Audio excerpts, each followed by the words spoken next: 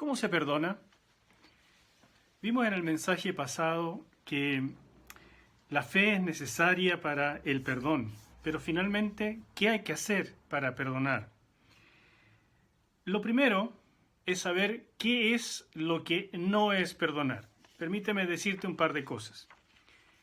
No es perdonar cuando tratamos de justificar o explicar por qué una cierta persona hizo algo en contra de nosotros.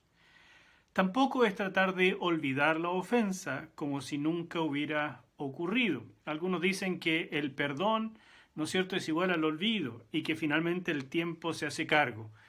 Pero la verdad es que psicológicamente hablando nunca olvidamos. Queda dentro de nosotros, más bien se enquista. Tampoco es pedirle perdón a Dios por estar ofendidos, como si en realidad el problema fuera nuestro. Menos aún es pedirle a Dios que perdone a la otra persona como si nosotros fuéramos su redentor. Eso es algo que hace el Señor, pero no nos mandó a hacer a nosotros. Tampoco es negar que fuimos heridos, hacernos los valientes, como que nada pasó porque a mí me pueden hacer cualquier cosa y nada me duele. Nada más lejos de la verdad. Ninguna de esas cosas es perdonar. Perdonar, de verdad, comienza por la fe, como dijimos, porque comienza por creerle a Dios que cuando Él dice que algo se puede hacer, entonces se puede hacer.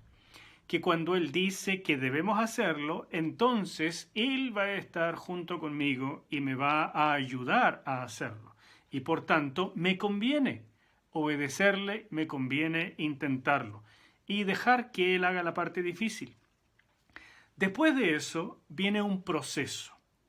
Y este proceso tiene que ver con ir soltando el dolor, la deuda que no me van a pagar en términos espirituales y en términos emocionales. No me refiero a una deuda material, digamos como que te deben plata, que esa puede ser la ofensa, pero en términos más generales, el daño en tus emociones, esa deuda que no te van a pagar, esa la vamos soltando de a poco, la vamos colocando en las manos de Dios, dejando que Él use ese dolor para algo bueno.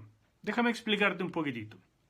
En primer lugar, Dios prometió en Romanos capítulo 8 que todas las cosas ayudan a bien a los que aman a Dios. Conoces ese pasaje seguramente. Si Dios prometió eso, significa que Él puede darle propósito a todas las cosas que ocurren en nuestra vida, hasta las peores, hasta las más horribles. Entonces nos paramos delante de Dios y le decimos, Señor, por favor, yo te amo y por lo tanto yo entro dentro de esta promesa y te ruego que tú hagas que esto que me dolió tanto, que fue espantoso, ayude para mi bien de una manera u otra y logre su propósito tanto en mi vida como en la vida de otros. En segundo lugar, coloco sobre el altar de Dios este dolor, esta ofensa, la llamo por su nombre y la coloco sobre el altar para que el fuego de Dios, estoy hablando en términos espirituales, para que el fuego de Dios limpie mi dolor y que finalmente Él sea el juez. O sea, renuncio a la venganza justa y le dejo a Él la opción de ser el juez verdadero y final, porque no hay mejor juez y nadie más puede elaborar una venganza si es que es necesario o lo que haga falta hacer. Él lo hará. Yo confío en Él. Y finalmente, le pido a Dios que me sane de tal manera que la experiencia de mi dolor pueda sanar también a otros como testimonio. Porque un testimonio, cuando yo he sanado, es realmente sanador para otras personas también. Eso es lo que vivieron grandes hombres de la Biblia, como por ejemplo José, que finalmente logró perdonar a sus hermanos de haberlo vendido como esclavo a Egipto y comprender que Dios tenía un propósito en lo que había ocurrido en su vida, a pesar de los 20 años de sufrimiento que pasó en Egipto. Finalmente comprendió, entendió, dejó esto en las manos de Dios y pudo soltar y perdonar. Y lo mismo vivió nuestro propio Señor Jesucristo, no solamente con la enorme cantidad de rechazo que vivió a través de su ministerio, sino en la misma cruz, perdonando a los que lo estaban crucificando y reconciliándose con el propio Padre. Porque si recuerdas, cuando él estaba en la cruz, en un momento gritó y se quejó: Padre, Padre, ¿por qué me has abandonado? En esa situación de completo dolor, de completa soledad y de terror, Jesús finalmente entregó en las manos de su Padre su espíritu. Es decir, no solamente se había reconciliado consigo, con las personas, sino también con Dios.